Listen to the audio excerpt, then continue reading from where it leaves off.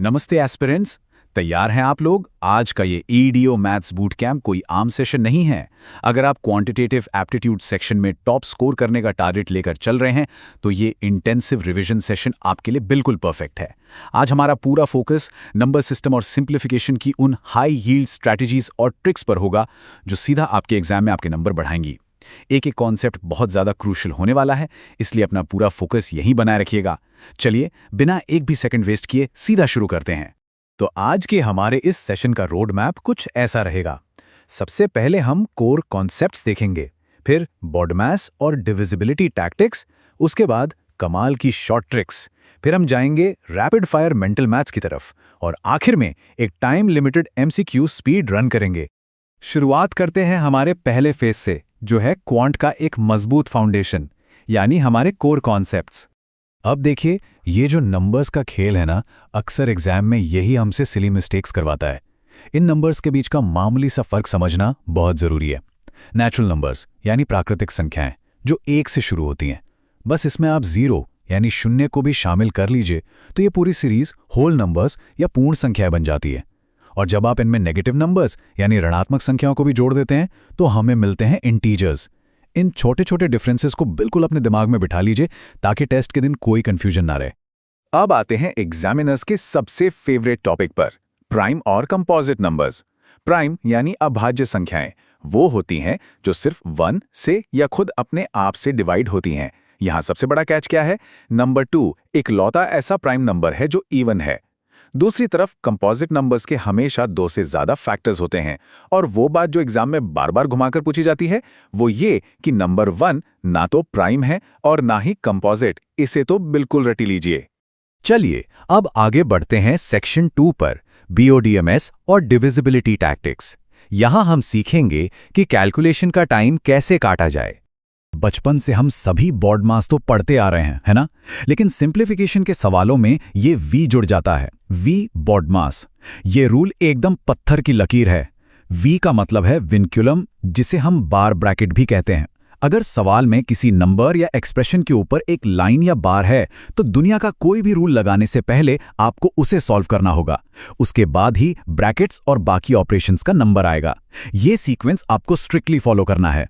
Divisibility rules की बात करें तो एग्जाम सेटर्स को रूल ऑफ 11 से कुछ ज्यादा ही प्यार है।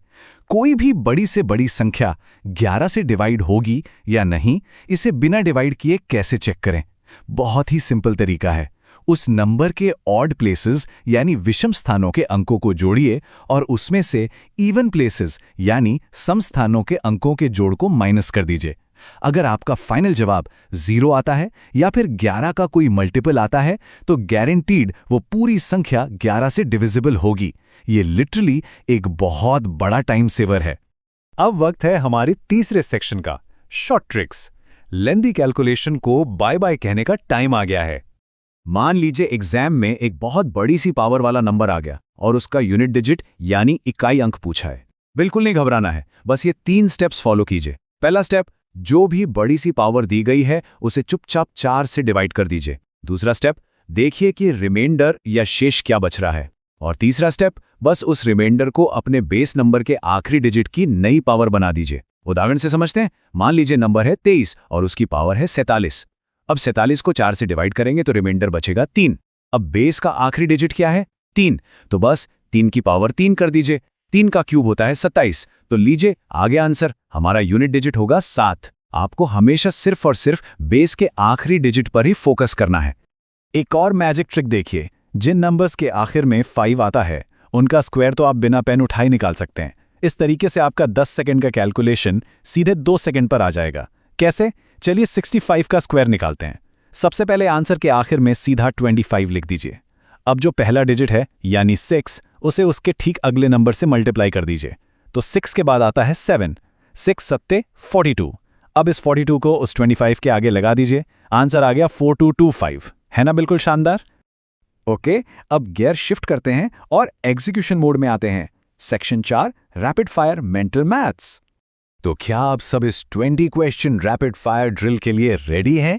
यहां हमारा मकसद हर सवाल को बैठकर लंबा सॉल्व करना नहीं है, बल्कि अभी जो ट्रिक्स सीखी हैं उन्हें प्रेशर में तुरंत अप्लाई करना है। इमेजिन कीजिए कि एग्जाम हॉल की घड़ी टिक टिक कर रही है। तो चलिए, क्लॉक स्टार्ट्स नाउ। पहले बैच पर नजर डालते हैं। 97, 91 और 87 में से प्राइम कौन सा है? 91 और 87 के तो फैक्टर्स होते हैं, तो सीधा 97 ही प्राइम है। चौथे सवाल में देखिए, 253 की पावर 167। ट्रिक याद है ना? 167 को 4 से डिवाइड किया, रिमाइंडर आया 3। तो 3 का क्यूब 27, यानी यूनिट डिजिट आ गया 7। हमें हर सवाल में बस पैटर्न पहचानना है और गोली की रफ्तार से आगे बढ़ना है। मोमेंटम टूटना नहीं चाहिए बैच 2। सिंप्लीफिकेशन वाले इस बड़े से सवाल में डिस्ट्रीब्यूटिव प्रॉपर्टी लगाएंगे तो सीधा 998-99 मिलेगा। अब रिमाइंडर थ्योरम वाला कमाल समझिए। 17 को अगर 18-1 मानकर सॉल्व करेंगे तो पावर इवन होने की वजह से रिमाइंडर हमेशा 1 ही आएगा। और आखिरी वाले में देखिए, 25 की पावर कुछ भी हो उसका यूनिट डिजिट 5 ही रहेगा। और जब 5 किसी भी इवन नंबर से मल्टीप्लाई होता है तो यूनिट डिजिट हमेशा 0 ही आता है। बस ऐसे ही मेंटल मैथ से हमें एग्जाम में टाइम बचाना है।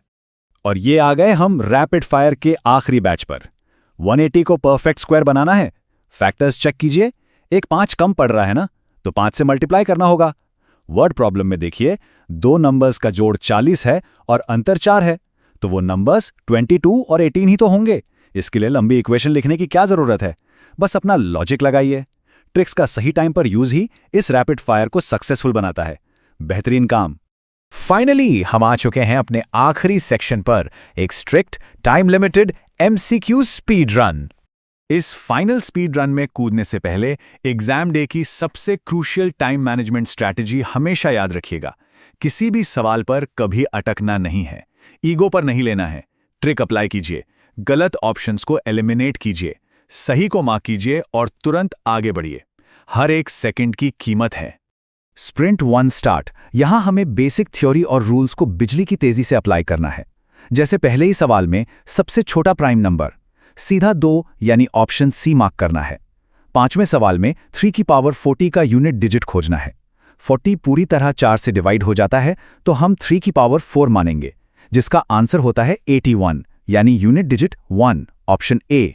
ऐसे ही बाकी सवालों में बेसिक फॉर्मूले लगाइए और ऑप्शंस को सेकंड्स में उड़ाइए। अब हम स्प्रिंट 2 में है। यहां टाइम सेविंग ट्रिक्स का असली जलवा दिखेगा। 14वां सवाल देखिए, ये एक बहुत बड़ा हैक है। अगर किसी नंबर को 899 से डिवाइड करने पर 63 बचता है, तो उसी नंबर को 29 से डिवाइड करने पर क्या बचेगा? यहां पूरा सॉल्व करने की जरूरत ही नहीं है, सीधा 63 को 29 से डिवाइड कर दीजिए। 29 दूनी 58, तो रिमाइंडर बचा 5। सीधा ऑप्शन सी मार्क करें और आगे बढ़ें। ऐसे ही स्मार्ट शॉर्टकट्स आपको एग्जाम में औरों से आगे ले जाते हैं। और ये आ गए हम फाइनल स्प्रिंट पर। 1 से 100 तक का सम, ये तो आपको सीधा याद होना चाहिए। 50-50 लगातार इवन नंबर्स जिनका प्रोडक्ट 168 है, ऑप्शंस देखते ही चमक जाएगा। 12 और 14। रूल ऑफ 11 चेक करना है। 1331 देखते ही पता चल रहा है कि वो 11 का क्यूब है। ऑप्शंस को देखकर गलत जवाब एलिमिनेट करने की ये कला ही एमसीक्यू सेक्शन का ब्रह्मास्त्र है। और इसी के साथ हमारा ये स्पीड रन सफलतापूर्वक पूरा होता है। इस बूट कैम्प को रैप अप करने से पहले एक बहुत ही क्रूशियल क्विक रिवीजन फैक्ट अपने दिमाग में छाप लीजिए। 1 से लेके 100 के बीच में बिल्कुल 25 प्राइम नंबर्स होते हैं। एग्जाम में इन्हें बैठकर काउंट करने की गलती मत कीजिएगा, इसे पहले से याद रखिए। यकीन मानिए, ये छोटे छोटे फैक्ट्स ही आपका सबसे ज्यादा टाइम बचाते हैं। जाते जाते बस एक बात हमेशा याद रखिएगा, क्वांटिटेटिव एप्टीट्यूड में सफलता का मतलब सिर्फ मैथ्स जानना नहीं है। असली सक्सेस है उस टिक टिक करती घड़ी के भयंकर प्रेशर में अपनी शॉर्ट ट्रिक्स को बिना किसी गलती के एग्जीक्यूट करना। आज के सेशन में हमने जो भी ट्रिक्स और कॉन्सेप्ट्स देखे हैं, उनकी लगातार प्रैक्टिस ही आपकी स्पीड और एक्यूरेसी दोनों बढ़ाएगी। तो क्या आप तैयार हैं इन ट्रिक्स को अपने अगले मॉक टेस्ट में आजमाने के लिए? कीप प्रैक्टिसिंग और हम मिलते हैं अगले सेशन में। All the best.